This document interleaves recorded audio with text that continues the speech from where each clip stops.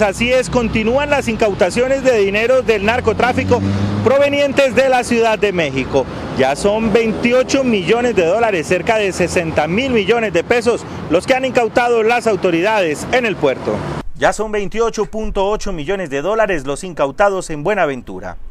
los cuales al parecer pertenecerían a la organización criminal liderada por los hermanos Comba, quienes según las autoridades, tras asesinar a Wilber Varela, asumieron el control de esta red del narcotráfico que controla cerca del 80% del comercio ilegal de estupefacientes hacia el territorio mexicano. Recordemos igualmente que algunos de los cargamentos que han sido incautados de droga, que han salido de aquí del puerto de Buenaventura, van con destino al puerto de Manzanillo, y lo que nos encontramos en este caso es una ruta inversa para el envío del dinero.